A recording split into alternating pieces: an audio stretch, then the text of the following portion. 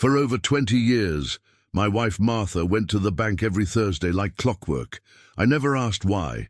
I trusted her with my life, and with every dollar I ever earned building bridges and highways in this state. I figured she was saving for our future or maybe helping some charity. I was a fool. When she died last week, I discovered the truth, and I felt the blood freeze in my veins. The woman I'd slept beside for nearly my entire adult life had been living a double life, all recorded in a little blue notebook. And that secret was about to destroy everything I thought I knew about my family. Before I tell you what was in that notebook and how I made my own son wish he'd never been born, I'm asking you to subscribe to the channel. If you've ever had that gut feeling that someone close to you was lying, hit that like button.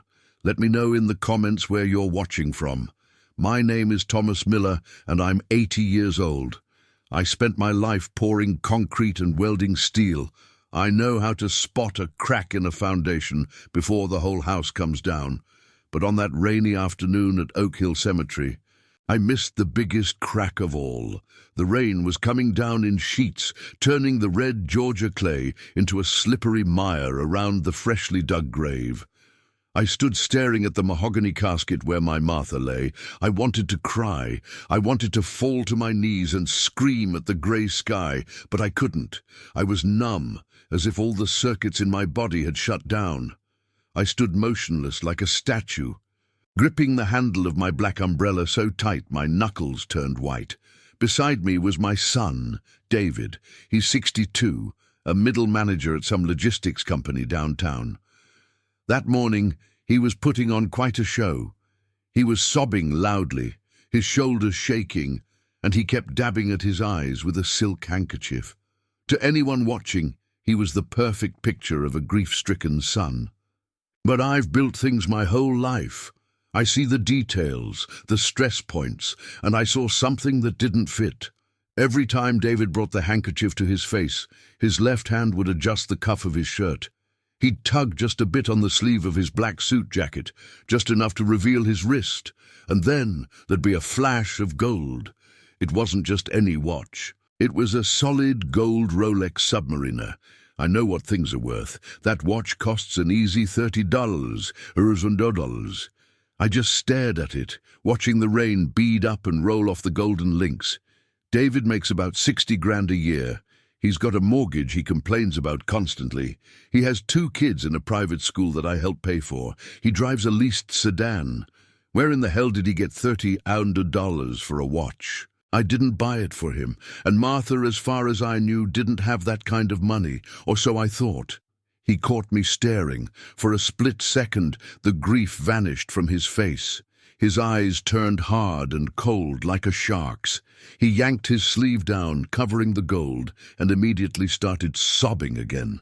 A cold feeling started in my stomach, and it wasn't from the dampness. It was my gut telling me the foundations of my family were rotten.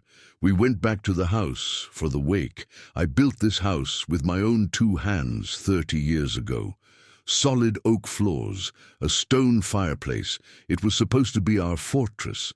Now it was full of people eating potato salad and murmuring empty condolences. I sat in my usual armchair in the corner just watching.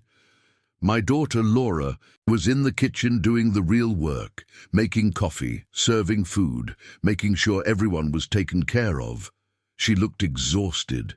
David, on the other hand, was prowling. I watched him walk through the living room, looking at the paintings on the walls, the furniture, the knickknacks, like an appraiser examining a property for auction. When the last guest finally left, David didn't come over to ask how I was feeling. He didn't put a hand on my shoulder. He walked straight over to me and sat on the ottoman in front of my chair. "Dad, we need to talk logistics," he said, his voice too smooth, too polished. I looked at him, weary. "Can we not do this today, David? We just buried your mother." "We have to handle the administrative side, Dad," he insisted. "Look, I know you're grieving and not thinking clearly. I need the key to Mom's office." "What for?" I asked, my voice rough. "I need to look for insurance policies," David said, leaning in. You know funerals are expensive, Dad, and the hospital bills from the chemo must be through the roof. I want to help you go through the debts so we can pay the funeral home." I looked at him, and for the first time in my life I didn't see my little boy. I saw a stranger, a greedy one. I sat up a little straighter. The father in me shut down, and the engineer came out, the man who dealt with crooked inspectors and lazy subcontractors. "The funeral, don't worry about it, David," I said, my voice icy. "I wrote the check yesterday. It's paid for." David blinked, surprised. "Oh, well, that's good. But the medical bills, Dad, that was a long hospital stay. It could be hundreds of thousands of dollars. We might have to liquidate some assets or go through her accounts to cover it." I let out a dry, harsh laugh. "Liquidate assets? Is that what you call it?" "Look, David, listen to me closely," I said, staring him down. "Last week I paid the final hospital bill, 5 and 12 douze. I paid it from my savings. I don't have debt. I haven't had debt since 1985. Your mother's medical care was paid for by me, not insurance, by me. So you don't need to look for anything." David's face went pale. He didn't know I had that kind of liquidity. He thought I was just some retired old man living on a pension. He didn't know about the investments I'd made in the 90s. "But Dad," he stammered, trying to recover, "there could be other things. Mom might have had personal debts, or maybe she left a will in there. I just want to help you get things in order." "You're wearing a $30,000 watch, David," I said, pointing at his wrist. He flinched and covered it with his other hand. "It's a fake, Dad, a knockoff. I bought it online for $50, just to look professional at work." I looked at him. I know gold, I know its weight, the way it catches the light. That was no knockoff, but I didn't press it. Not yet. "Go home, David," I said. "Go be with your wife. Let me handle the organizing." He hesitated for a moment. He glanced toward the door to Martha's office at the end of the hall. I saw the hunger in his eyes. He didn't want to help. He wanted to find something. "Okay, Dad," he said, getting to his feet. "I was just trying to be a good son. Call me if you need anything." He left quickly. Laura kissed my forehead and left shortly after, telling me to call if I needed company. Finally, I was alone. The house was silent, too silent. The quiet rang in my ears. I sat there for a long time until night fell and shadows filled the rooms. I couldn't stop thinking about David's desperation to get into that office. Martha was a private person. She always handled the household accounts and managed a small checking account for groceries and the hairdresser. Why would David think there was anything of value in there unless he knew something I didn't? I stood up, my knees creaking, and walked down the hall to the small room Martha used as an office. It was locked. It always was, because she said she didn't want the grandkids messing up her sewing patterns. I didn't have a key. David had asked me for it, which meant he didn't have one either, but I didn't need one. I built that door frame. I went to the garage and got a thin piece of high-tensile wire. It took me 10 seconds to pick the simple lock.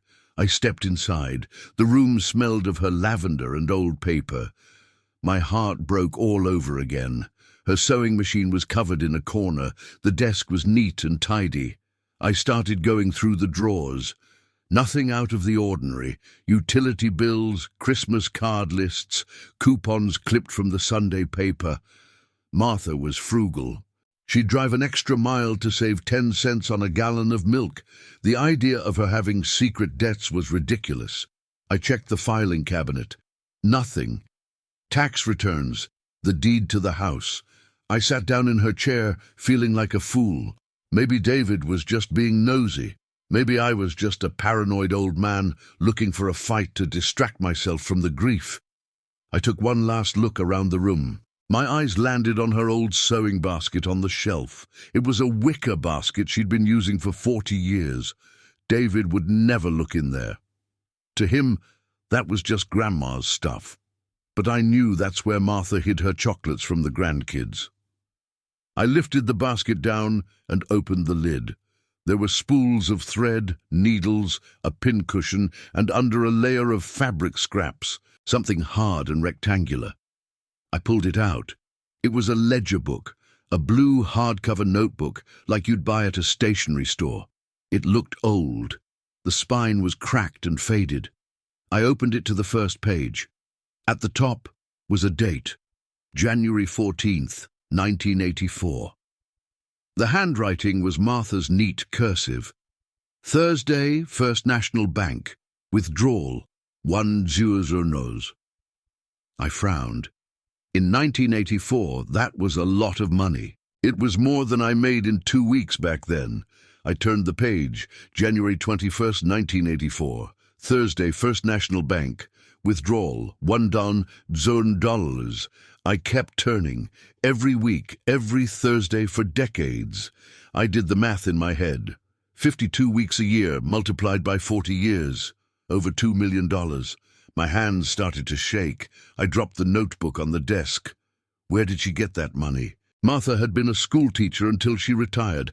She didn't have millions. And even if she did, why withdraw it in cash every single week? I remembered something. Every Thursday, for as long as I could remember, Martha would go out to run errands. She'd say she was going to the market and then the bank to deposit her pension check or move money into our savings account. I never checked, never asked for receipts. I trusted her. But according to this notebook, she wasn't depositing, she was withdrawing. $1,000 a week for 40 years. Where was that money going? I flipped to the last entry. It was dated the previous Thursday, 3 days before she died. She was so weak that week she could barely walk. I drove her to the supermarket and waited while she went into the bank next door. She insisted on going in alone.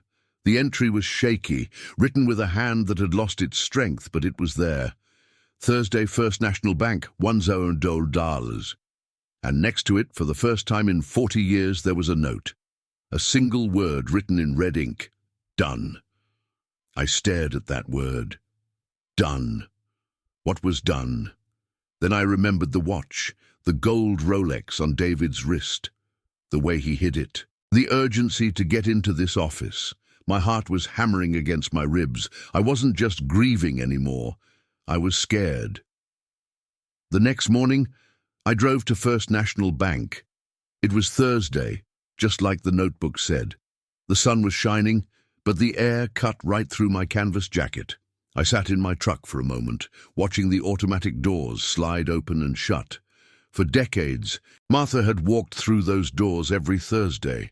I tried to picture her walking in. Was she nervous, looking over her shoulder? Or did she walk in with her head held high, the way she did everything? It hit me with a wave of sadness that I didn't know.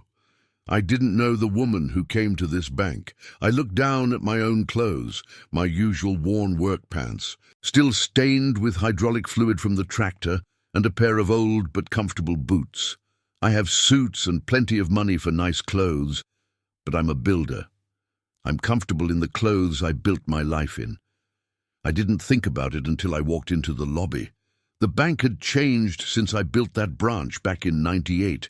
They'd remodeled it. Now it was all glass and polished steel. Cold, impersonal. I got in the teller line. A young woman was behind the counter. Her name tag read Jessica. She looked to be about 20, with perfect nails and a bored expression. When it was my turn, she looked me up and down. Her eyes lingered on the frayed collar of my jacket and the dirt under my fingernails. I saw the instant judgment. To her, I was just some old guy coming in to cash a small Social Security check or complain about a $5 fee. "How can I help you, sir?" she asked, her tone polite but distant, the kind you use with children or someone you want to get rid of quickly. "I need to see the transaction history for my wife's account," I said. My voice came out rougher than I intended. I cleared my throat. "Her name was Martha Miller. She passed away last week."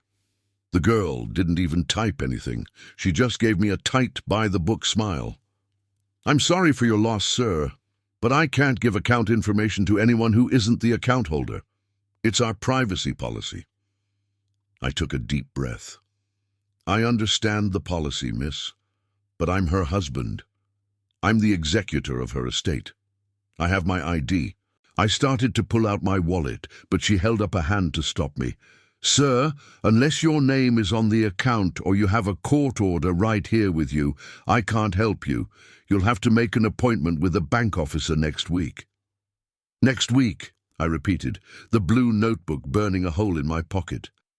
I can't wait until next week. I don't want to withdraw anything. I just need to see the history. She came here every Thursday for decades. Does anyone here know her? Jessica sighed heavily. Sir, please lower your voice, or I'll have to call security. We have hundreds of customers. We don't keep track of who comes in on Thursdays. If you aren't going to make a transaction, I have to ask you to let the next person go.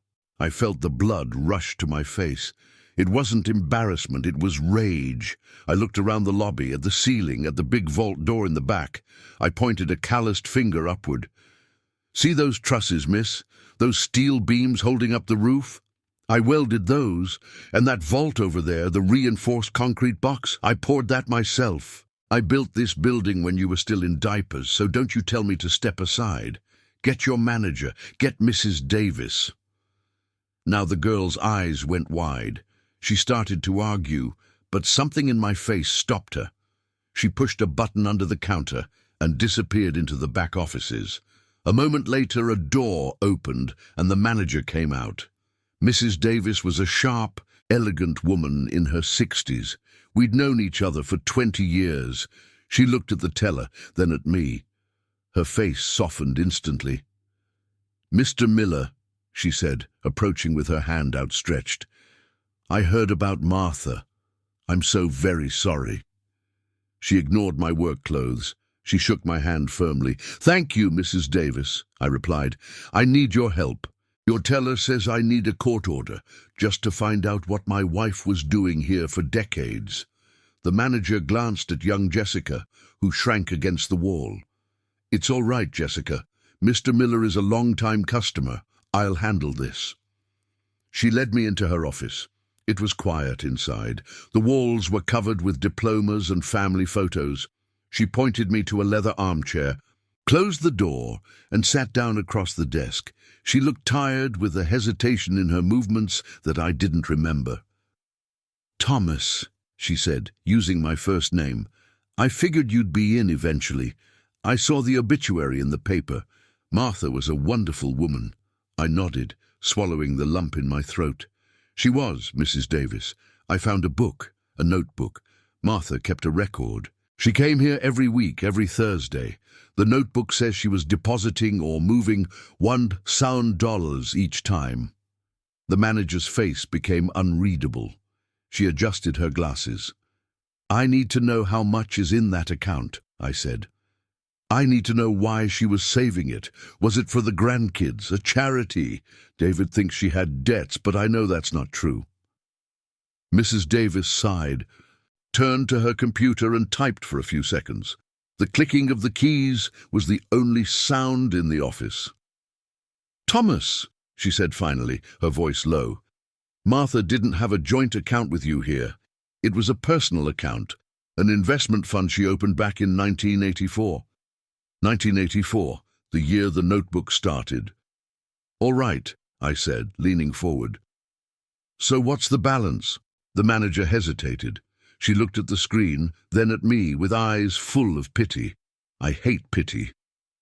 Mr. Miller, the account balance is $1,450. I froze. I felt the floor disappear from under my chair. $1,450? I repeated. That's impossible. The notebook lists thousands of entries, every week for decades. That's millions, Mrs. Davis. Where is the money? She turned the monitor so I could see. I squinted at the columns of numbers. You're reading it backwards, Thomas, she said gently. Martha wasn't depositing money. What do you mean she wasn't? I asked, confused. She was withdrawing it, she explained softly. Every Thursday, an automatic transfer would come in from her teacher's pension and a small annuity she inherited from her parents years ago. And every Thursday, She'd come to the counter and take out $1,000 in cash. The room started to spin. "Withdraw," I stammered. "And where did she take it? If she didn't leave it here, where did it go?" "We always assumed she gave it to you," the manager said, "or used it for household expenses. She always asked for large bills, hundreds. She'd put the envelope in her purse and leave. She never missed a Thursday." I leaned back in the chair as if I'd been punched. She wasn't saving. She was bleeding money. For 40 years, my wife had been draining her pension and her inheritance, taking out cash and making it disappear. And she wasn't giving it to me. I paid for the house, I paid for the cars, I paid for the food, I paid for everything. Her money was supposed to be for her little pleasures, her security. "Wait," I said, my mind racing. "Last week, the Thursday before she died, she was very sick, Mrs. Davis. She could barely stand. I drove her here. I saw her go in." "Yes, she came." She nodded sadly. "She looked terrible, Thomas. I offered to help her, but she refused. She went to the window, withdrew the last $1,000 she had for the month. Her hands were shaking so much she dropped the envelope twice." "Why?" I whispered. "Why would she do that? She was dying. She knew it. What did she need $1,000 in cash for 3 days before she died?" The manager took off her glasses. "I don't know, Thomas. But there's something else. That last day, she didn't put the envelope in her purse." "What did she do with it?" I asked. "She went out the back door," she explained, "toward the employee parking lot. It's more private. We don't normally let customers go out that way, but we made an exception for Martha because she had trouble walking." I thanked Mrs. Davis, stood up on legs that felt like jelly, and walked out of the office, through the lobby, without seeing anyone. My head was a hurricane. Martha wasn't hoarding a fortune. She was paying someone. $1,000 a week, $52,000 a year, over $2 million over the course of our marriage. She had been handing over cash for 40 years, and she made sure to make the last payment, even as she was dying. Who had that kind of power over my wife? Who could make a dying woman drag herself to a bank to hand over an envelope? I got to my truck. The rain had started again. I sat behind the wheel and just stared. I thought of the blue notebook. I thought of the word in red ink. Done. Whatever debt it was, whatever blackmail it was, it ended with her death. Or maybe she had just paid it off in time. I felt a cold rage build inside me. It pushed aside the grief and the confusion. Someone had done this to her. Someone had squeezed her dry. I started the engine. I wasn't going home. I was going to find out who was waiting for her in that back parking lot, and God help them when I found them. I drove back with the blue notebook on the passenger seat like a loaded gun. The rain had settled into a steady drizzle that matched the grey inside the truck's cab. My hands were firm on the steering wheel, but my mind was going 100 miles an hour. I kept seeing that word in red, done. I saw the balance, $450. I saw the flash of gold on my son's wrist. I needed answers, and I wasn't going to wait. I parked in front of the house that now seemed too big and too empty without Martha. I went straight to the kitchen and picked up the landline. I called Laura first. She answered on the second ring, her voice heavy with the same grief I felt. I told her to come over for dinner. Then I called David. He sounded wary. He asked if I'd found the insurance policies yet. I told him to come over, that I'd bought a bucket of fried chicken and didn't want to eat alone. It was a lie, but I knew he'd come. He was sniffing around for money like a bloodhound and wouldn't miss a chance to get back inside the house. An hour later, we were sitting around the oak dining table. I didn't get out the good china. We ate off paper plates, just my 2 children and me. The only sounds were the rain against the window and the scraping of plastic forks. Laura looked tired, picking at her coleslaw, her eyes red. You could see the weight of her mother's absence on her slumped shoulders. David was different. He ate quickly, nervously. His eyes darted from shelf to shelf, cabinet to cabinet, toward the hallway that led to the office. He was wearing a casual polo shirt that night, but I could still see the watch on his wrist. His left hand stayed under the table most of the time. "So, Dad," David said, wiping his mouth with a napkin, "did you manage to get into the office? Find anything important?" I stopped chewing. I looked at him. He was 62, but at that moment, he looked like a teenager caught with a bad report card. I put my fork down, reached into the pocket of my flannel shirt, and pulled out the blue notebook.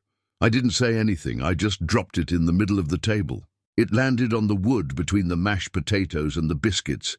The effect was immediate. David froze. His fork clattered onto his plate. His face went as white as flour. He stared at the blue cover as if it were a venomous snake. He knew exactly what it was. I saw it in his eyes. "What's that?" Laura asked, confused. She reached out to touch it, but I gently stopped her hand. "Ask your brother," I said, my voice low and dangerous. "He seems to recognize it." David swallowed hard. "No, I don't know what you're talking about, Dad. It looks like any old notebook." "Don't you lie to me, boy," I thundered. My voice cut through the air like a whip. "I went to the bank today, David. I spoke with Mrs. Davis. I know about the withdrawals. Every Thursday. $1,000. For decades. Over $2 million. Where is it?" Laura gasped, covering her mouth. $2 million? Dad, what are you saying? Mom didn't have that kind of money. "Yes, she did," I replied, never taking my eyes off my son. "She had her pension. She had an inheritance I never touched, and she drained it down to the last cent, and I think David knows exactly where that money went." He pushed his chair back, a harsh scrape on the floor.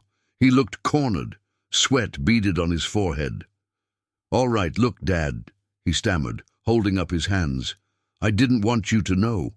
Mom made me promise. She begged me not to tell you. It was her secret." "What secret?" I roared. "She had a problem, Dad," David said, lowering his voice. "An illness. She was addicted to gambling, online poker, slot machines. It started in the 80s, and she could never stop. She lost everything. I tried to help her. I tried to manage it, but it was out of control." I sat in silence. Laura looked at him like he was crazy. "Gambling?" she repeated. "Do you hear yourself? Mom didn't even know how to use a smartphone. Remember last Christmas? I tried to teach her how to video call, and she thought the government was spying on her through the camera. She was still using a flip phone from 2005.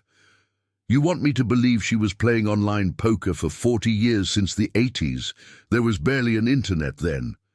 David flushed. "It wasn't just online, Laura. There were underground games, local stuff. She had a problem, okay. You guys didn't know her like I did. She confessed it to me." I leaned back in my chair, looking at my hands, calloused from 50 years of work. I remembered Martha sitting at this very table, clipping coupons from the newspaper. I remembered watching her walk a mile to the grocery store because she said gas was too expensive for such a short trip.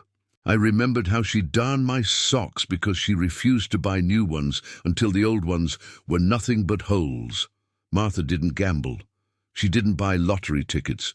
She wouldn't even go to the church bingo night because she said it was a waste of time. My son was lying to my face, and with a lazy lie at that. But I didn't shout. I didn't cross the table and shake him until his teeth rattled, even though every fiber of my being wanted to. I had to be smarter. If I cornered him, he'd lawyer up, hide the money, disappear. I needed to catch him red-handed. So I let my shoulders slump. I twisted my face into a mask of a defeated old man. I rubbed my eyes. "Gambling," I whispered, as if the word itself hurt me. "My Martha, I can't believe it." "It's the truth, Dad." David rushed in, seizing the opening. "She was sick. But it's over now. The money's gone. There's nothing we can do. We just have to move on, protect her memory." I let out a long, shaky sigh. "I guess you're right, son. If she spent it, she spent it. I'm just so tired. You should rest, Dad, David said, standing up. He looked relieved, the tension draining out of him. He thought he'd won, that I was some senile old fool he could feed any story to. We'll go. Let you sleep. Laura looked at me, worried. Are you sure, Dad? This doesn't make any sense. It's okay, honey, I said, patting her hand. Your brother's right. We can't change the past. You go on home. Give those kids a kiss for me. I walked them to the door. David practically ran to his car. He didn't look back. Laura hugged me tight and promised to come by the next day. I stood in the doorway, watching their taillights disappear down the dark road. I waited until the silence of the night settled back in. Then I straightened up. The weariness vanished. I pushed the grief into a dark corner inside me. I went back to the kitchen and picked up the phone. I didn't dial a financial advisor or the police. I dialed a number I hadn't used in 5 years but still knew by heart. It rang 4 times before a raspy voice answered. Yeah? Peter, it's Tom Miller. There was a pause. I heard the flick of a lighter and a deep inhale. Tom, I heard about Martha. I'm sorry. She was a saint. She was, Peter, I replied. Look, I need a favor, a big one, and I need it tonight. I'm retired, Tom. You know that. My knees are shot. I drink too much. I know, I said, but this is family. And it has to do with the bank branch I built downtown, the First National. I heard him exhale smoke. What do you need? The security tapes, I said. Specifically, the rear exterior camera pointing at the employee parking lot. Every Thursday for the last month, but especially last Thursday. That's a tall order, Tom. Banks don't just hand that stuff over. I know, I said, but you installed the system 3 years ago as a contractor. You still have the master codes. You bragged about it at the poker game. Peter let out a dry chuckle. You've got a good memory for your age. What do you want it for? I think someone was robbing my wife, I replied, my voice turning to ice. I think someone was bleeding her dry for 40 years, and I think I know who it is. There was silence. All right, Tom. Get to my place in 20 minutes. Bring a good bottle of whiskey. I hung up. I went to the cabinet in the living room and pulled out the bottle of single malt I'd been saving for our 50th anniversary. I wouldn't be needing it for any celebrations now. I grabbed my keys and the blue notebook. The part of the grieving widower was over. Tonight, I was going to be the man who built bridges and tore down obstacles. David thought he could hide behind the word gambling. He thought he could tarnish his mother's name to cover his own greed. He was about to learn that you don't steal from a man who knows how to pour concrete over a problem. The rain hammered on the metal roof of the truck like 1,000 tiny hammers as I drove out to the edge of town. Where the pavement turns to gravel and streetlights are a luxury, that's where Peter lived. His house was a converted shipping container behind an old junkyard. To anyone else, it looked like a pile of scrap, but I knew Peter. Inside that metal box was enough processing power to launch a rocket. I took the bottle from the passenger seat and ran to the door. Peter opened it before I knocked. He was still just as thin and weathered, but with more grey hair. He wore a stained white t-shirt and sweatpants, a cigarette dangling from the corner of his mouth. Inside, the place smelled of stale tobacco, ozone, and old coffee. It smelled like secrets. He didn't say anything, just nodded at the bottle and stepped aside. I walked into a maze of server racks, cooling fans and cables snaking across the floor like black serpents. In the center was a desk with 3 enormous monitors lighting up the gloom. I sat on a folding metal chair that groaned under my weight. Peter uncorked the whiskey, took a long pull from the bottle, and passed it to me. I drank. It burned all the way down, warming the knot in my stomach. All right, Tom, Peter said, settling in at the keyboard. I still have admin access. They never change the passwords. Laziness is security's best friend and worst enemy. The screens flickered, code scrolling like a waterfall. Suddenly, a grainy, black and white image appeared. I recognized the angle instantly. The bank's rear camera focused on the employee parking lot and the loading dock. "Let's go back a month," Peter said, "to see the pattern." He keyed in a date from a Thursday. I leaned forward. At 10:15 a.m. the back door opened. My breath caught. It was Martha. Even in that blurry image I recognized her walk. She was wearing her winter coat and carrying her usual purse. She stepped out into the cold, looking nervously from side to side. She didn't walk toward any car. She walked to the darkest corner of the lot, where the shadow of the next building was deepest. A few moments later, a black sedan entered the frame. It moved slowly, like a shark in shallow water. The windows were tinted so dark they looked like ink. There was no front license plate, and the rear one was caked in mud or tape. The car stopped. Martha approached the passenger side window. The glass lowered just a crack. Martha took a thick white envelope from her purse and slid it through the opening. The window went up immediately. The car didn't linger for a second. It didn't wait, didn't pull away slowly. It made a sharp turn and drove out of the frame. My hands squeezed my knees until my arthritis screamed. She stood there alone, small, in a cloud of exhaust fumes. "Show me the next week," I asked. Peter fast-forwarded 7 days. Same time, same ritual. Martha comes out, the sedan appears, she hands over the envelope, the car leaves. There was no conversation, no hug, no wave. This wasn't a family member helping out. This was an extortion drop. "Go to last Thursday," I whispered. "The one before she died." Peter hesitated. "You sure you want to see this? You said she was in bad shape." "I need to see it, Peter. I need to know who did this to her." He clicked. The timestamp showed the previous Thursday. A clear but windy day. The back door opened slowly. It took her a long time. Then Martha appeared. A sound escaped me, half sob, half growl. She looked terrible. She wore a scarf on her head to hide the hair loss from the chemo. Her coat hung on her as if it were 2 sizes too big. She stumbled crossing the threshold and had to lean against the brick wall. She stood there, panting, gathering her strength. She shouldn't have been out of bed. She should have been under a blanket with my hand in hers, but she was in a cold parking lot, paying a debt that wasn't hers. The black sedan appeared again. Same car. It stopped aggressively, just inches from her. Martha pushed herself away from the wall, her legs visibly trembling on the screen. She reached into her purse, her movements pained. She pulled out the envelope, walked to the car, and tapped on the window, maybe asking for help, maybe just for a human gesture. The window lowered halfway. Martha held out the envelope, but her hand was shaking so badly that she dropped it. The white envelope fluttered to the wet pavement. She bent down to pick it up. Watching her stoop was torture. She was so frail I thought she would break. She finally retrieved it and straightened up.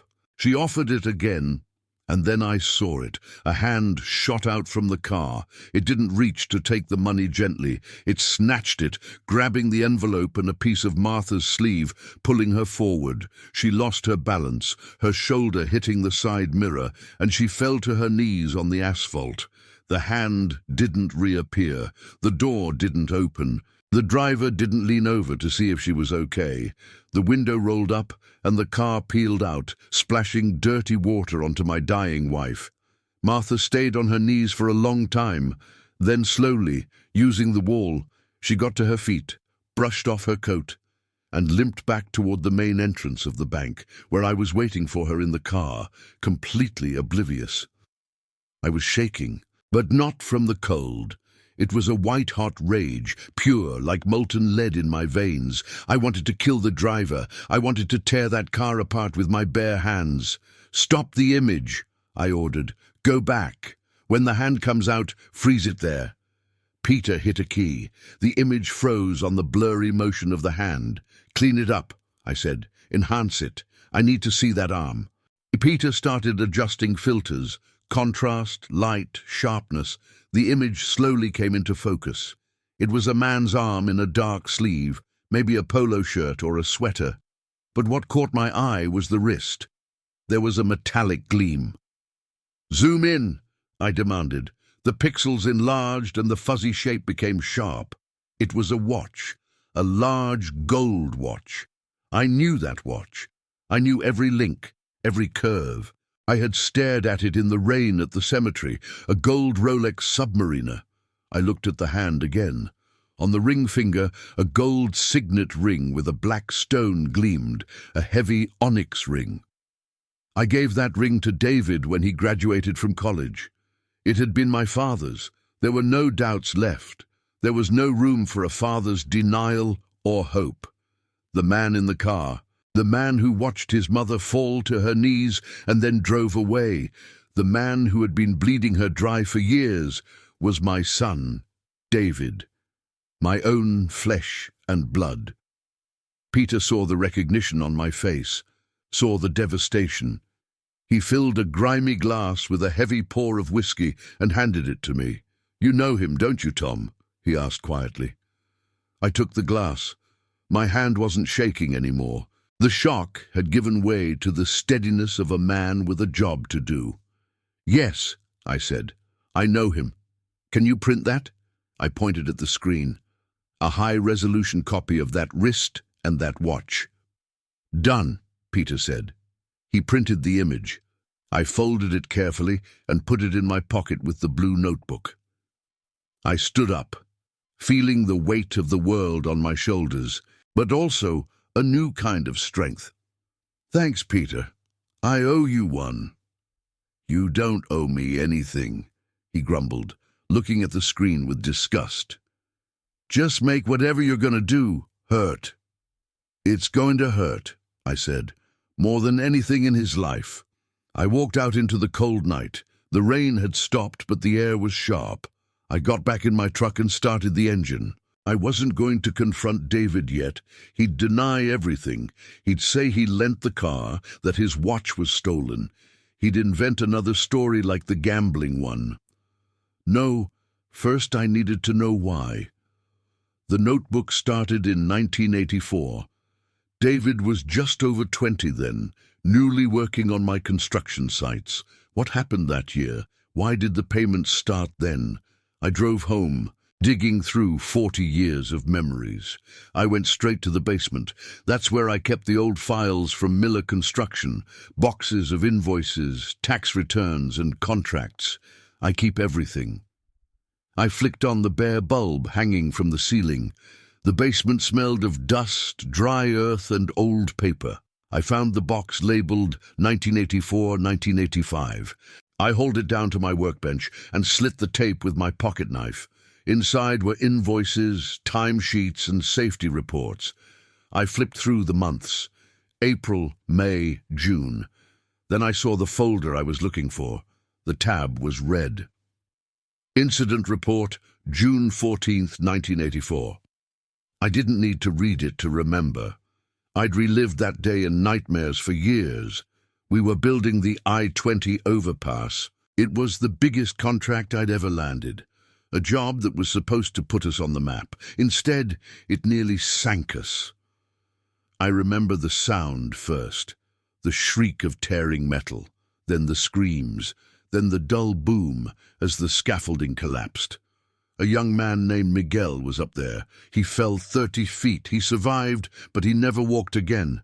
The investigation was brutal. Safety inspectors were all over us. They found a missing safety pin in the main locking mechanism. They talked about negligence.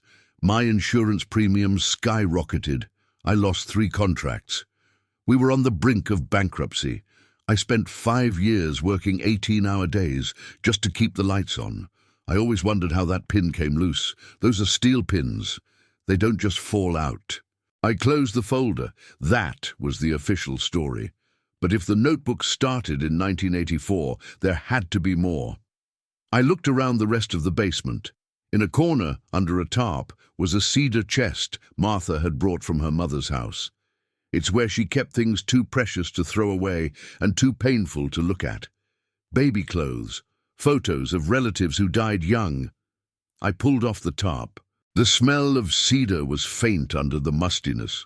I opened the chest. There were quilts and photo albums. Digging around, my hand touched leather. It was the old family Bible, the big one, with a cracked spine and the gold lettering almost worn away. Martha read her Bible every night, but she used a small edition she kept on her nightstand. This one she kept packed away. I pulled it out. It was heavy. I sat on a small stool and opened it on my lap. I flipped through the thin pages, Genesis, Exodus, Psalms, until I found it. Tucked between the pages of the book of Job was an envelope. It was nothing special, cheap paper, yellowed with age. It was sealed, and on the front, in handwriting I didn't recognize, was a single name: Martha. I broke the seal with my thumb. The paper tore with a brittle sound. Inside was a single folded sheet of notebook paper. The ink was faded, almost brown, but still legible. It wasn't written in cursive, but in big, aggressive block letters. Mrs. Miller, I saw what happened at the job site. I was there late. I saw your son, David. He was drunk. He was messing around in the cab of the backhoe. He didn't know what he was doing. He hit the scaffolding support, knocked the pin loose. He laughed and ran off. I saw him. I saw him knock that man off. If you don't want your son to rot in prison for attempted murder, and if you don't want your husband to lose his company and go broke, you will pay $1 in cash every Thursday. Forever. If you miss a payment, I go to the police, I go to the press, I destroy the Miller name. Don't tell Thomas. If he knows, I'll know. There was no signature. I stared at the letter. The words blurred. David. My son had caused the accident. My son had paralyzed a man. I closed my eyes, trying to piece together 1984. David was 22. He was going out a lot, drinking, coming home late. I remembered the night of the accident. He came home pale, shaking. He said he had the flu. He locked himself in his room for 3 days. I thought he was sick. Martha took care of him. She brought him soup. But she knew. A few days later, this letter must have arrived.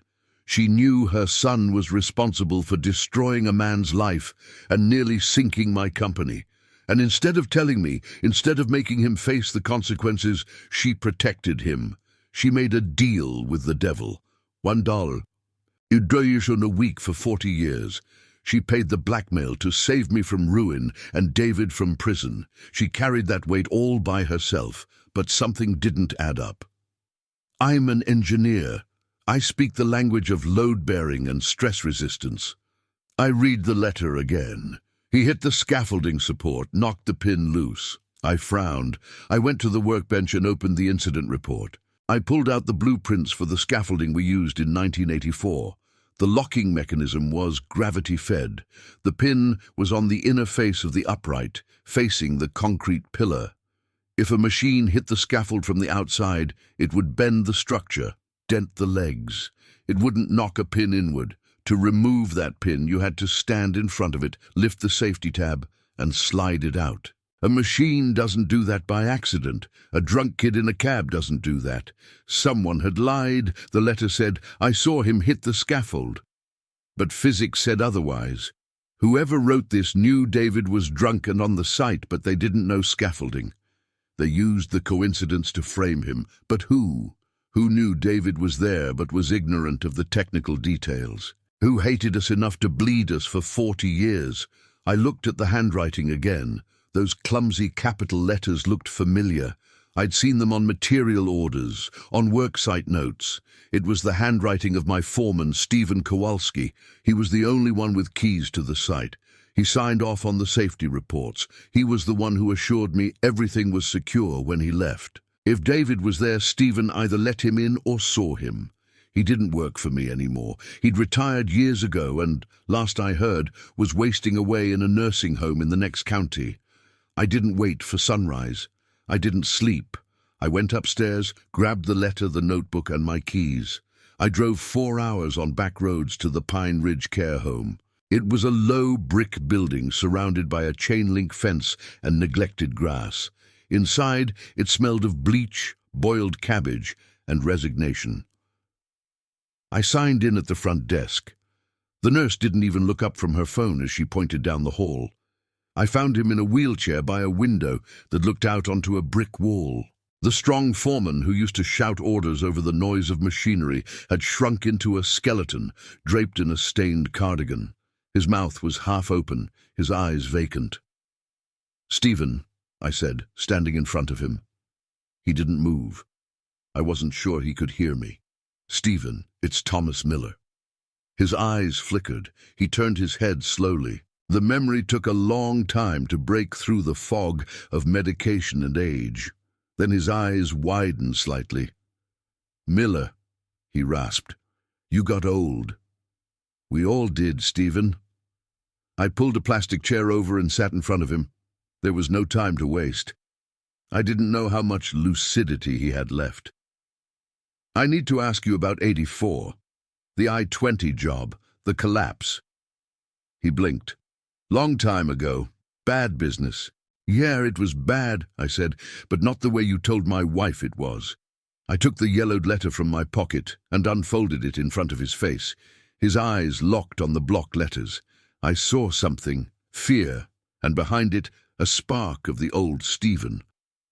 "I didn't write that," he muttered, looking away. "Don't lie to me, Stephen," I said harshly. "I know your handwriting. I saw it for 20 years. You wrote this. You told Martha that David caused the accident. You told her you saw him pull the pin. You've been squeezing her for $1,000 a week for 40 years. He started shaking his head, gripping the armrests. "I don't know what you're talking about. I'm an old man. Leave me alone." "You robbed us, Stephen. You robbed my family. You watched me break my back to pay insurance premiums, while you, according to this letter, collected an envelope every Thursday." He was silent, his jaw tight. He was playing senile. I leaned in, smelling the stale coffee on his breath. "I have the bank records, Stephen. I have the videos, and I have lawyers ready to tear this place apart to find where you hid the money. But right now, I don't care about the money. I want the truth. Why did you do it? Why did you do that to Martha?" He started to laugh, a wet, ugly sound. "You think I got rich, Miller? Look at me. Look at this place. Do I look like a millionaire to you?" "Then where is it?" I demanded. "Where's the money?" He lifted his head. Suddenly his eyes were clear, sharp. He scanned me like he used to assess a structural load. "They didn't give it to me, Thomas," he said. "They gave me $500 once for writing the letter." I froze. "What?" "I was the foreman," he continued. "I had the keys to the site. But it wasn't my idea. I just wrote what they told me to." "Who?" I asked, my throat dry. He gave a twisted smile. "The kid, Thomas. You're David." The world tilted. "David. He came to my trailer the night of the accident," he said. "A complete mess, crying, shaking. He owed money, Thomas, a lot.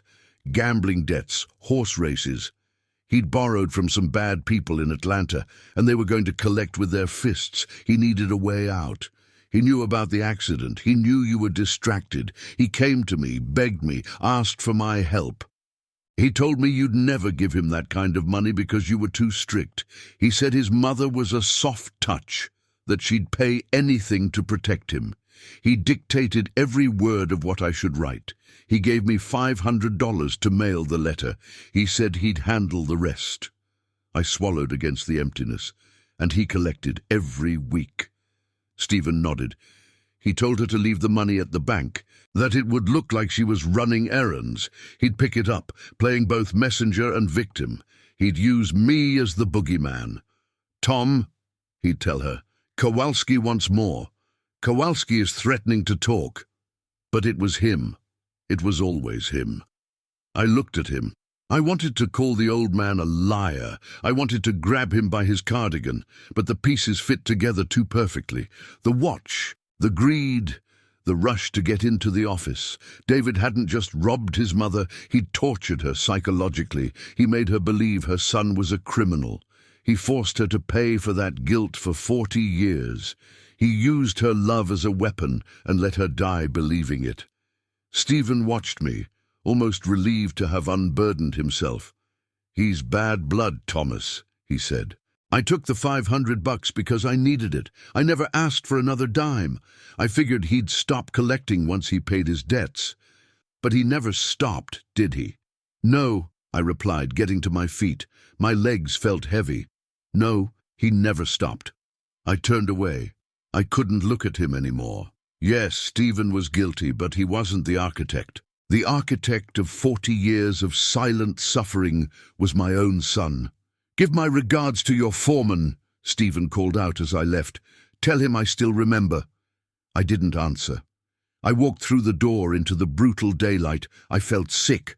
I went around the side of the building and threw up on the grass. My wife, my sweet Martha, had spent her life protecting a son who was holding a knife to her throat. She woke up every day afraid. She looked at David with a mixture of love and terror, wondering if the witness would ever talk, never suspecting that the witness ate at our dinner table, wore the clothes she washed, ate the food she cooked. I wiped my mouth and stood up straight. The nausea transformed into something cold and definite. David wanted the money. He wanted the house. He wanted everything. He was going to get something all right, but not what he was imagining. I got back in my truck. When I turned on my phone, I saw a text from him. "Dad, still can't find those papers. We need to get this sorted." I typed with surprisingly steady fingers. "Come tonight.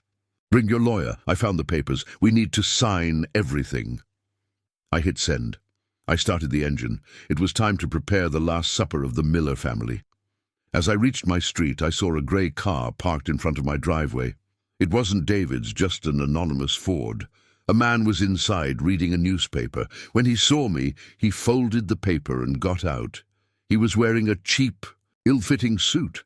I recognized him instantly. 40 years in construction teaches you to spot a process server. "Mr. Thomas Miller?" he asked, walking up the path. "I am." He handed me a thick manila envelope. "You've been served, sir. Have a good afternoon."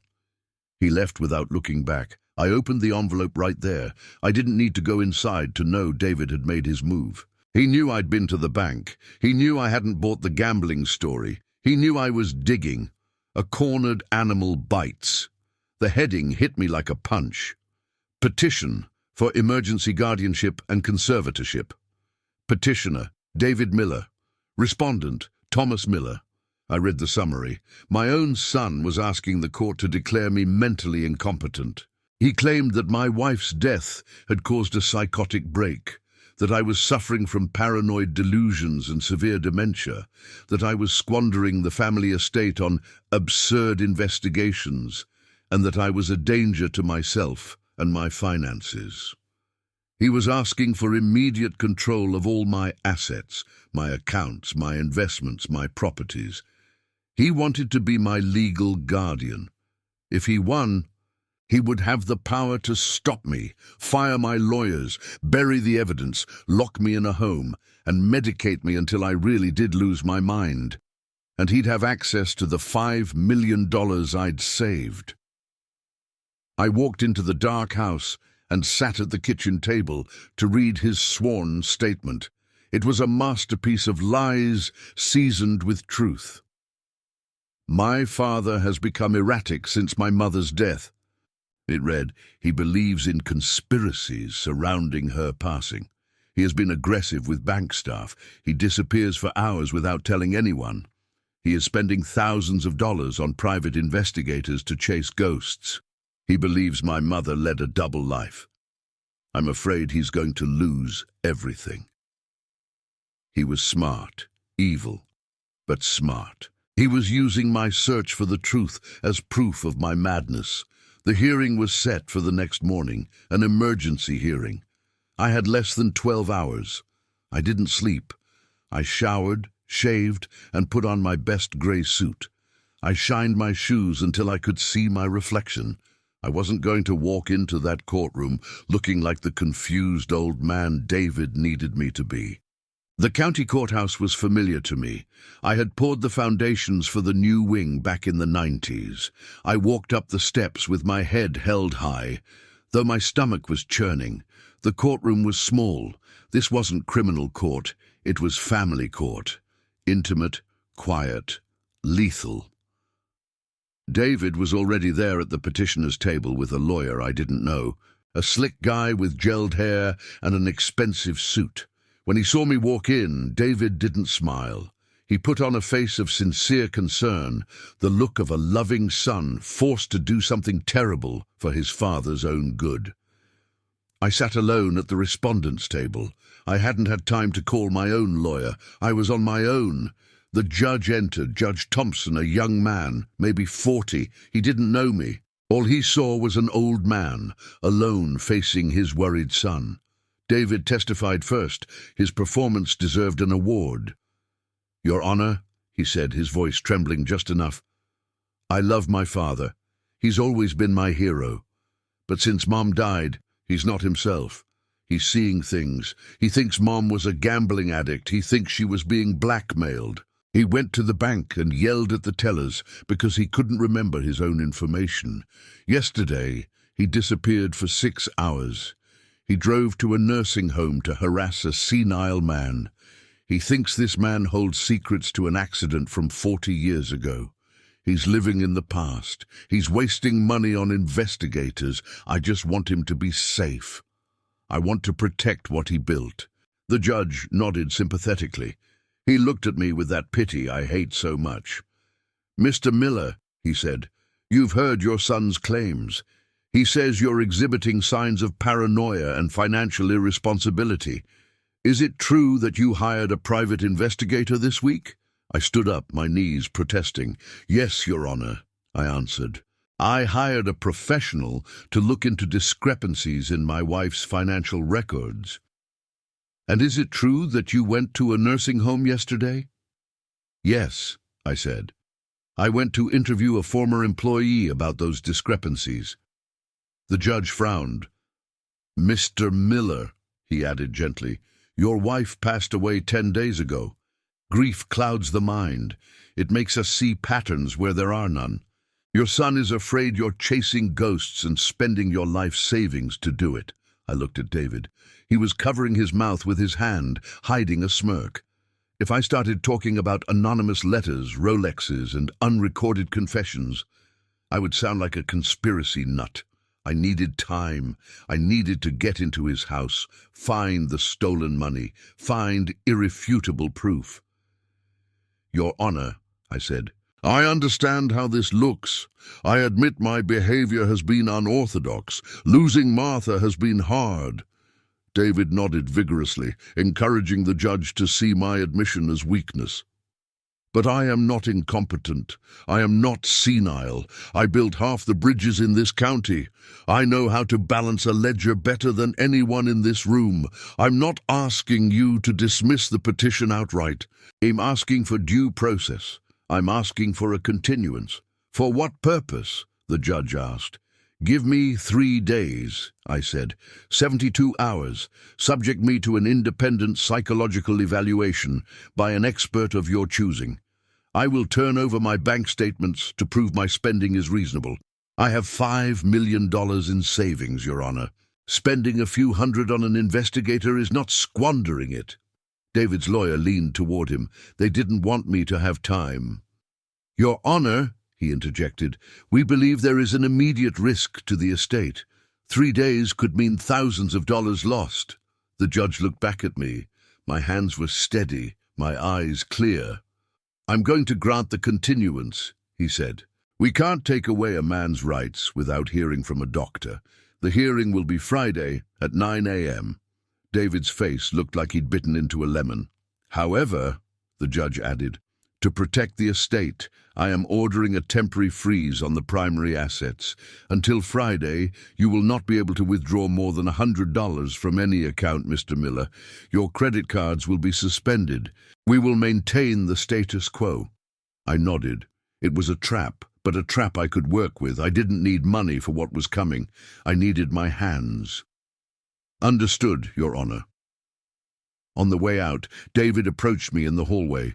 He leaned in, the concerned son act gone, replaced by a venomous whisper. "You're just delaying the inevitable, old man," he spat. I'm going to win. And when I do, I'm putting you in the cheapest home I can find.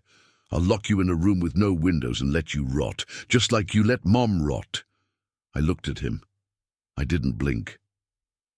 "You have 3 days, David," I said. "Enjoy them, because come Friday you won't be worried about my estate. You'll be worried about your freedom." I walked out into the sun. I had 72 hours, frozen accounts, and $100 in my pocket. But I had something David didn't. I had the keys to the house I built for him 10 years ago, and I knew exactly where a lazy man would hide his secrets. That night, I parked a few streets away from his house. It was one of those McMansions, all columns and stucco, no soul. It screamed new money, but I knew whose money it was. At 6 o'clock sharp, a town car pulled up and took David and his wife Lydia away. I watched them get in, laughing, champagne flutes in their hands. They were celebrating. They thought the asset freeze was the beginning of the end for the old man. They were off to some expensive restaurant to toast their future fortune. I waited until their taillights disappeared. Then another 20 minutes, just in case. The neighborhood was the kind where neighbors don't wave and the hedges are as high as the mortgages. I reached under my seat and pulled out my tool belt. I didn't need lockpicks or a crowbar. I'm a builder. I know how a house is put together and how it comes apart. And I knew exactly how this one was put together because I was the contractor. I know every nail, every screw. I went through the side gate. It was padlocked, but the latch had been loose for a while. I told David about it 3 years ago. He never fixed it. I went around to the back patio. The pool lights were on, making the turquoise water glow. It looked like a postcard. I stood before the back door, solid wood with a 3-point locking system, impenetrable to a thief with a pry bar. But I wasn't a thief. I was the installer.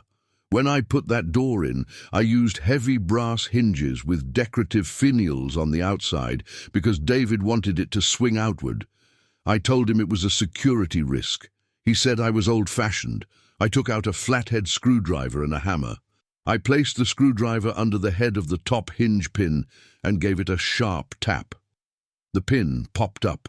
I pulled it out. I did the same with the middle and bottom pins. I set the 3 metal rods on the doormat. Then I carefully pried on the lock side and lifted the entire door off its hinges. I caught it before it scraped the stucco and leaned it against the wall. I was in. No broken glass, no alarm. The sensors were on the frame, not the door itself. The house smelled of expensive cologne and cleaning products. I wiped my boots on the rug. I didn't want to leave a trace, not yet. I knew exactly where to go. His office upstairs, the room with the best view, the one he said he needed for his investments. I went up the stairs. The carpet was so thick it swallowed my footsteps. The office door was open, arrogant. I went in and turned on the desk lamp. The room was obscene, leather panels on the walls, a desk fit for a CEO. Shelves filled with books that had never been opened. I went straight to the hunting print hanging behind his chair. It was ugly. I slid it aside.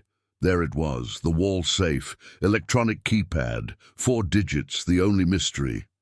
I looked at the keypad. David is a narcissist and he's lazy. He wouldn't use something random. I tried his birthday, nothing. Lydia's, nothing. Their anniversary, nothing. I looked around the room. All of this, the leather, the desk, the view, existed because of one person, Martha. It made a sick kind of sense that David would want to be reminded of that every time he opened his safe. I typed in my wife's birthday, 0407.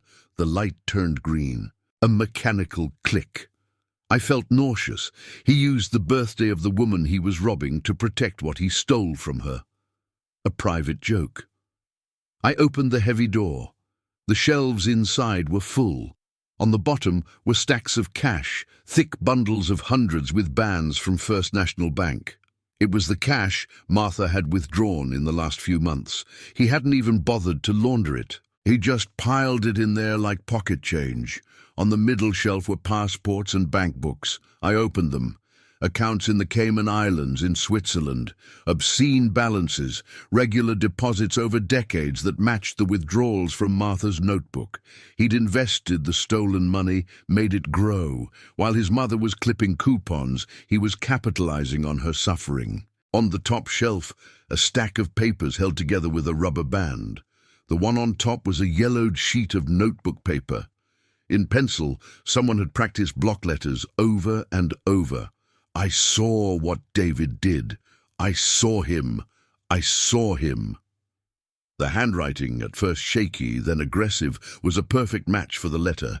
Underneath was the first draft of the letter itself, with phrases crossed out. Lines rewritten, searching for the most threatening tone possible. If you don't pay, your son goes to prison. He'd practiced that line 3 times. Behind it were dozens more letters, drafts of threats he'd sent Martha when he needed more. Kowalski wants more, Mom. The witness is getting nervous. I need an extra 5,000 or he'll talk. He kept them. He kept the evidence of his own villainy. Why? Because they were trophies. Proof of how smart he thought he was, of how easily he had manipulated the woman who gave birth to him. My hand shook as I held the papers. This wasn't just financial abuse. This was calculated psychological torture that had gone on for 40 years. This was proof that my son had no soul. I took everything. I stuffed the cash, the bank books, the letters into a canvas bag I'd brought. I emptied the safe, left nothing. I closed the door and spun the dial. I rehung the painting. For a moment, I wanted to smash everything, destroy the desk, tear the books. But that would alert him. I needed him to feel secure for just a little longer. I went back downstairs with the bag on my shoulder. I rehung the door, fitting the hinges back together and tapped the pins back in with 3 soft blows. Everything looked untouched. I left through the loose gate and walked back to my truck. I put the bag on the passenger seat next to the notebook. I took a deep breath. Yes, I had just committed a crime. But I didn't feel like a burglar. I felt like a soldier retrieving ammunition from behind enemy lines. It was midnight. David would be ordering dessert, laughing about how easy it was to fool his old man. I started the engine, let him laugh, let him enjoy his crème brûlée. The next day, he'd get a call that would mark the beginning of the end. By dawn on Saturday, I was sitting at my kitchen table with the bag open, the stacks of cash, the foreign bank documents, the letters, all spread out like pieces of a puzzle finally solved. I hadn't slept, but I wasn't tired. I felt that vibrant energy you get before a big concrete pour, when you know that once the concrete starts flowing, there's no going back. I needed a witness. I couldn't do this alone, because David was a liar and would twist everything. I needed someone who loved Martha as much as I did, someone who would see the rot before I burned the house down. I called Laura. It was 6 a.m. She answered, scared, thinking something had happened to me. I need you to come over, honey, I said, my voice firm. Now, alone. Don't tell your brother anything. Did you fall? Are you okay? I'm fine, just come. It's about Mom and it's about the money. She arrived 20 minutes later, hair messy, wearing sweatpants. When she walked in and saw the money and papers on the oak table, she froze. Dad, she whispered. What is this? Did you rob a bank? No, I answered calmly. Your brother did. Sit down. I poured her coffee. I showed her everything. The blue notebook, the photo of David's watch in the rain, and the worst part, I put the letters in front of her. I made her read the draft where David practiced how to threaten his own mother. I watched as recognition turned to horror and then to tears. He terrified her, Laura wept. For 40 years, Dad. He made her think he was going to prison. He stole her peace, I said. He stole her life and our future. This money is your mother's pension, your grandparents' inheritance. Every gift you never got because she was saving it. It's right here. Laura looked at me, her eyes burning with rage and grief. I want to kill him, she said. I didn't argue. We're not going to kill him. We're going to destroy him, legally, publicly, and forever. But I need your help. You're going to be here today. You're going to be my backup." We agreed on the plan. Laura would hide in the large pantry off the kitchen, behind a slatted door that would let her see and hear everything. I went to the garage and brought back a can of bear spray I kept in case of aggressive dogs. I handed it to her. "If he tries to touch me," I said, "if he gets violent when the truth comes out, you come out." "I'll aim for the eyes," she said, clutching the can. I believed her. After she was hidden in the pantry, I set the stage.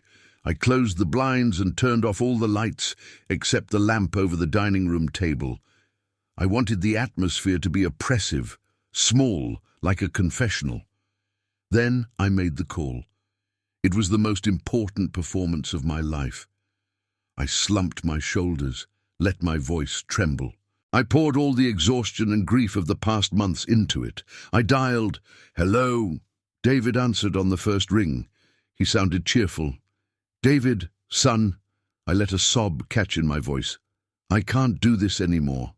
I didn't sleep last night. The hearing, the lawyers, the fighting. It's too much. I'm an old man, son. I'm tired." Silence.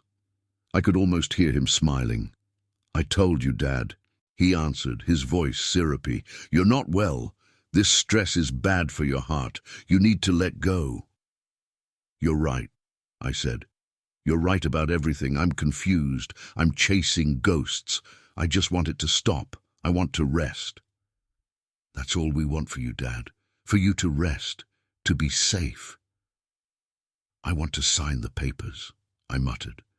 "The guardianship, the conservatorship. Whatever you bring it over and I'll sign everything. Just promise you won't put me in a home. Let me stay in the house." There was a small gasp of joy he tried to cover. "Of course, Dad," he assured me. "We never wanted to put you in a home. Just help with the bills. I'll be there tonight. I'll bring Mr. Salgado, the lawyer, so everything is official. Tonight at 7, I said. "Don't be late. If I think about it too much, I might change my mind." "We'll be there," he promised.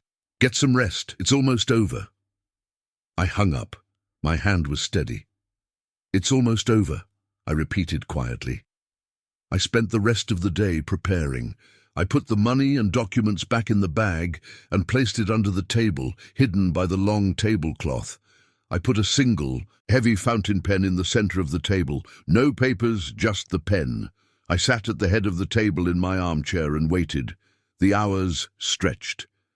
At 6, Laura returned and slipped into the pantry without a word. At 6:58, headlights swept across the window. I heard car doors, laughter. They were coming in celebration. They were coming to strip an old man of his dignity and his assets. And they were laughing about it. The doorbell rang. "It's open!" I yelled, my voice raspy.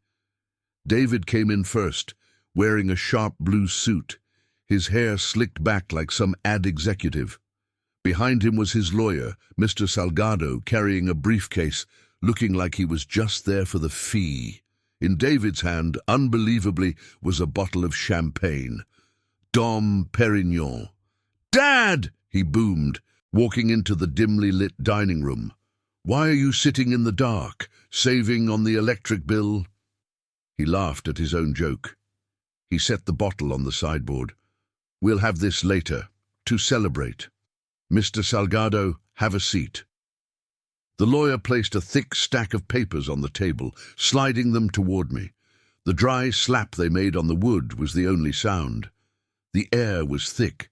Like it is before a thunderstorm, I looked at the documents.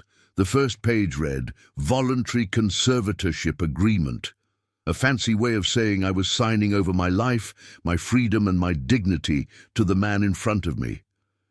"Sign it, Dad," David said, his voice silky but with a thread of anxiety. "Just sign right here and I'll take care of everything. You won't have to worry about a thing. We'll pay the bills, take care of the house, manage the accounts. You just have to trust me." I looked up at him. He was smiling, showing too much teeth. To him, I wasn't his father, the man who taught him to tie his shoes and throw a ball. I was an obstacle with an expiration date. I picked up the pen. It was heavy and cold in my hand. I held it over the signature line. My hand trembled slightly, not from fear, but from containing my rage. David leaned forward, mesmerized by the nib of the pen. The lawyer checked his watch, thinking about his dinner. I lowered the pen until the tip touched the paper, leaving a tiny dot of ink. And then I stopped. I looked up. "You know, son," I said softly, "I spent 40 years pouring foundations, and I learned that when you build on a lie, sooner or later the whole house comes down." David frowned. "What are you talking about, Dad? Just sign." I moved my hand, but instead of signing, I reached my fingers to the underside of the table, where I had taped a small audio recorder hours earlier. I peeled it off and set it on top of the papers. "What's that?" David asked, his smile gone. I pressed play. The room filled with a hiss of static, and then a voice rough as gravel, Stephen Kowalski's voice. "He came to my trailer the night of the accident," it said, crying, shaking. "Told me he owed money to bad people, gambling debts. He asked for my help. He dictated the letter, told me to say I saw him pull the pin, said his mother would pay anything." David went pale. He stared at the recorder like it was a bomb. "She was a soft touch," the voice continued. "Said she'd pay to save him. He collected every week. He used me as the boogeyman, but it was him. It was always him." I let it play for a few more seconds, just long enough for the poison to sink in deep. Then I turned it off. The silence that followed was louder than the recording. David opened his mouth, but nothing came out. He looked at his lawyer. Mr. Salgado was staring at him, horrified, slowly closing his briefcase. He knew he was sitting next to a criminal. I stood up. I didn't need to lean on the table. I stood up to my full height. I felt like the man who used to carry steel beams on his shoulder again. I locked my eyes on his. "You didn't just steal her money. David," I said, my voice firm. "You stole her life. 40 years of waking up thinking her son was going to prison. 40 years of going to bed praying the blackmailer wouldn't talk." He tried to deny it. "Dad, that old man is lying. He's crazy. Don't you dare." I slammed my fist on the table. The champagne bottle rattled. "Don't you ever lie to me again. I have the bank records. I have the photos of you in the parking lot. I have the letters you wrote in your own hand." I grabbed the canvas bag from under the table and upended it. The cash, the foreign bank books and the draft letters cascaded over the conservatorship documents, burying them. "She died believing you were a victim," I continued, hot tears burning my eyes. "She died thinking she was protecting you. She used the last of her strength to drag herself to that bank for you. She thought you were a sinner who needed redemption. She was wrong. You're not a sinner, David. You're a demon. You're a parasite who fed on the woman who gave you life." David looked at the mountain of evidence. He knew the game was over. His shock transformed into something twisted, pure desperation. His eyes flew to the handwritten letters, the murder weapon. He lunged across the table. It all happened fast. The papers slid. The champagne bottle rolled off and shattered on the floor. He wasn't coming for me. He was coming for the letters. He wanted to destroy them, swallow them if he had to. "Give them to me!" he shrieked. "They're mine!" He grabbed a handful of pages, tearing some. He was moving like a cornered animal, but he didn't get far. The pantry door flew open. Laura stepped out. She'd heard everything. Her face was streaked with tears, but her eyes were hard. She was holding the can of bear spray in both hands, aimed right at his face. "Get away from him!" she screamed. "Get away from Dad!" David froze, the paper half torn in his hand. He saw her. You were here," he stammered. "I heard everything, David," she said, advancing. "Every word. I know what you did to Mom." He looked from side to side. He was trapped. The lawyer had backed up to the front door, one hand on the knob, ready to flee. "You're sick," Laura spat. "And you're going to pay." David let the papers fall. He slumped into his chair. The fight went out of him. He looked small, pathetic. I sat back down. I placed the blue notebook on top of the pile of cash. "It's over, son," I said. "The bank is closed, and the police are on their way." The silence took over the house again, broken only by David's ragged breathing. Laura still had the spray at the ready, standing guard over the pile of evidence. Mr. Salgado, glued to the door, didn't know whether to stay or run. I looked toward the hallway. "You can come out now," I said loudly. The master bedroom door opened. It wasn't a ghost who emerged, but Sheriff Ramirez, followed by my lawyer, Mr. Herrera. They had been sitting in the dark in there for an hour, listening to everything through the hidden microphone. David lifted his head. When he saw the sheriff's badge, his eyes went wide. He understood this wasn't going to be solved with a family chat. This was the end of the line. The sheriff stepped into the light of the chandelier. He was a big man I'd known for 20 years. He looked at David like he was something he'd scraped off the bottom of his boot. "David Miller," he said, his hand on his belt. "You have the right to remain silent." David scrambled backward, his chair scraping the floor. "No, wait, Sheriff. This is a misunderstanding. It's a family matter. My dad is confused." "Didn't sound like a misunderstanding," Ramirez replied, pulling out his handcuffs. "Sounded like a confession. Sounded like blackmail, extortion, and making threats." Mr. Herrera stepped forward, a folder in his hand. He looked at David's lawyer, who was trying to melt into the wall. "And it's worse," Herrera added professionally. "We have records of the accounts in the Cayman Islands. The deposits match Mrs. Miller's withdrawals. That's money laundering and tax evasion. The IRS has already been notified. They're very interested to know how an employee making $60 a year has millions offshore." David looked at his own lawyer. "Do something," he pleaded. "Stop this." "I'm sorry," Salgado said, taking off his glasses. "I can't be a part of this. You lied to me. You said this was a simple guardianship case. I withdraw as counsel." He opened the door and left, leaving David alone. David looked at me, his face a wreck. The arrogance was gone. All that was left was a scared boy caught with his hand in the cookie jar. "Dad, please!" he cried. "Tell them to stop. I'm your son. You can't let them take me. Think of the family. Think of the kids." I looked at him. I thought of the family. I thought of Martha in the rain on her knees on the asphalt. I thought of 40 years of fear. "You stopped being my son the day you wrote that letter," I replied. The sheriff turned him around and cuffed his hands behind his back. The metallic click sounded final. They led him toward the door. Laura followed him with her eyes crying, but standing her ground. She was strong, like her mother. "Wait," I said. The sheriff paused. I went to the sideboard and took out my checkbook. I opened it, took the pen, and wrote out a check. I tore it out and walked over to David. His eyes flickered with hope.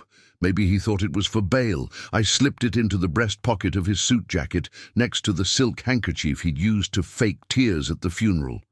"What's this?" he whispered. $1,450, I answered. "It's the balance of your mother's account when she died," I explained. "You took everything else, and that's exactly what you're worth to me now. Use it to buy cigarettes in prison." David stared at me, and then he started screaming, not with fear, but with rage. "You old son of a—" he bellowed as they pushed him into the car. "That money was mine. I deserved it. I waited for you to die, and you never did." They closed the patrol car door, cutting off the screams. I walked out onto the porch. The blue and red lights painted the trees. Behind the patrol car, the town car was still waiting. The door opened and Lydia got out, dressed for a cocktail party, a clutch in her hand. She saw her husband in cuffs, the sheriff, me. "What's going on?" she shrieked. "He stole it all, Lydia," I yelled. "The house, the cars, the trips. He squeezed it all out of his mother, and now the government is coming to collect." Lydia stopped dead. She looked at David in horror. She didn't run to him. She backed away. She knew what this meant. The money train was over. The life she knew was finished. She looked at him not with love, but with pure panic for her own future. They put him in the car. Lydia got back in the town car. She didn't even glance at me. The cars drove away, leaving silence and exhaust fumes. The crickets started their song again. The leaves whispered. Laura came out onto the porch and stood beside me. She took my hand. "It's over, Dad," she whispered. I took a deep breath.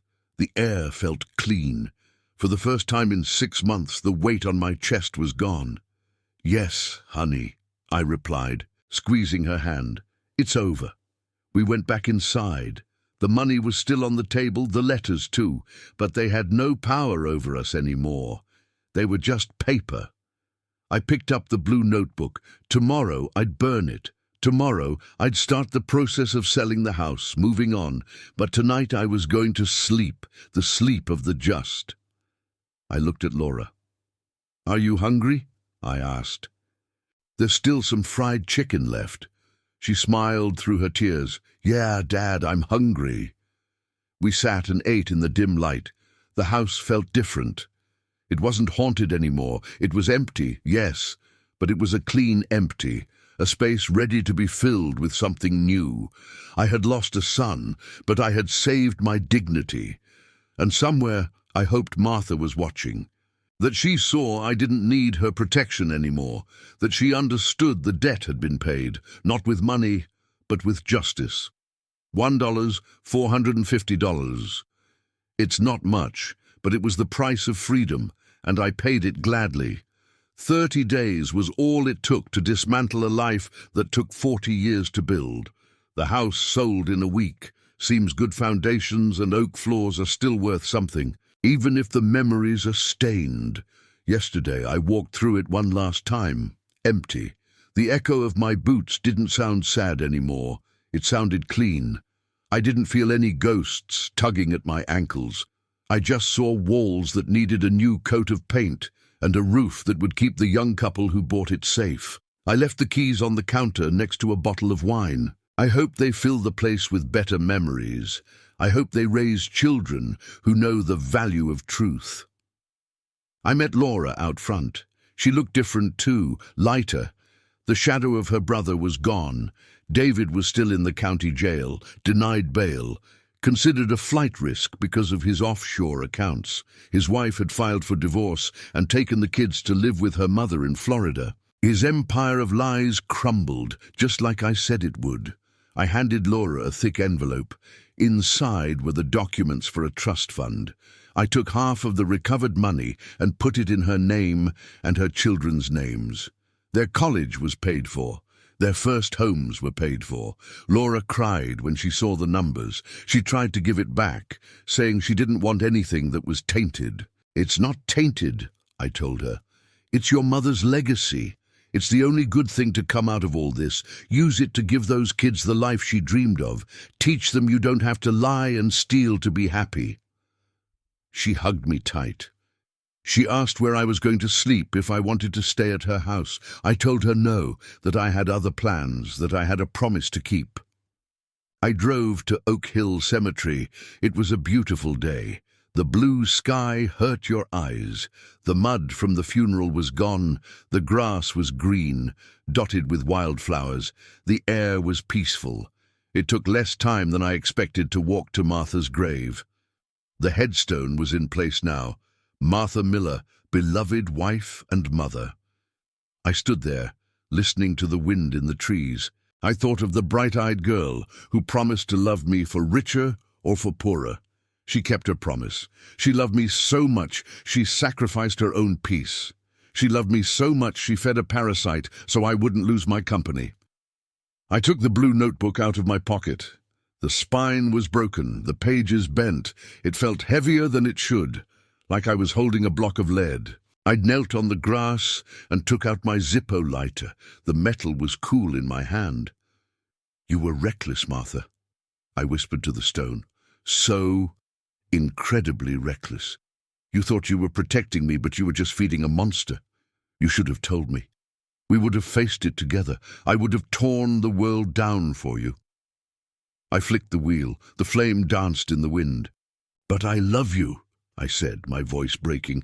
I love you more than I can say, and I forgive you. I forgive you for the secrets. I forgive you for the lies. You did what you thought you had to do.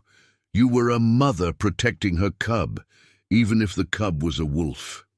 I touched the flame to the corner of the notebook. The cardboard caught quickly. The blue turned to black. The dates curled up. I watched them disappear. 1984, 1990, 2010. The figures 1,000 at a time. The records of 4 decades of extortion turning to grey ash that the wind carried away.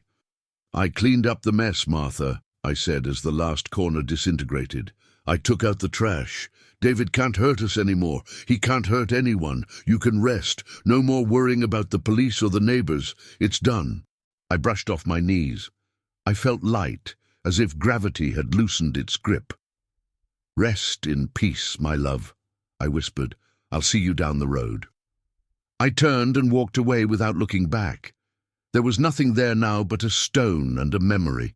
The rest of my life was waiting for me in the parking lot. Next to my old truck was a beautiful monster, a 40-foot diesel motorhome, gleaming white with chrome accents. A king-sized bed, a full kitchen, a massive windshield that wrapped around the front like a pair of sunglasses. We'd talked about getting an RV for 30 years. We were going to see the Grand Canyon, Yellowstone, dip our toes in the Pacific. Something always got in the way. Bills, jobs, David's dramas. There were no more excuses. I moved my duffel bag from the truck to the RV. I stored my toolbox in a side compartment. I put a framed picture of Martha on the dashboard next to the GPS. I climbed into the driver's seat. It was high, cushioned. I turned the key. The engine roared to life with a deep rumble that vibrated through the whole rig. It sounded like freedom. I checked the mirrors, the gauges, full tank of fuel, full tank of water, a fridge full of decent food. I was 80 years old. I had no house. I had no wife. I had one daughter I was leaving behind, and another child I never wanted to see again. I had $5 million in the bank and a whole country in front of me. I released the parking brake. The vehicle shifted, eager to move. I pulled out of the cemetery and onto the highway. The asphalt stretched out like a grey ribbon to the horizon. I glanced in the rearview mirror. I couldn't see the old house with its dark corners anymore, or the bank with its back door, or the son who betrayed me, just the road falling away behind me. I pressed the accelerator. For the first time in 40 years, I wasn't building for someone else, or fixing someone else's mistakes, or worrying about payroll or insurance or blackmail. I was just driving. I looked at the picture on the dash, at Martha's smiling face. "We're going to the ocean, Martha," I said, like we promised. I looked at the road ahead, and for the first time in a very long time, I felt free. The most valuable lesson I've learned at 80 years old isn't how to make money, but the cost of covering things up. My wife spent 4 decades protecting our son from consequences, but all she did was feed a monster inside our home. Unchecked love doesn't save anyone. It just prolongs the tragedy. The truth, no matter how painful, is always better than a comfortable lie. Don't let the word family force you to accept abuse. Sometimes the bravest act of love is letting the people you care about face the law and their own conscience. If this old man's journey for justice resonated with you, hit that like button so I know I'm not alone out here. Subscribe to the channel to join me on the next leg of my journey to freedom. Did you ever uncover a devastating secret about someone you loved?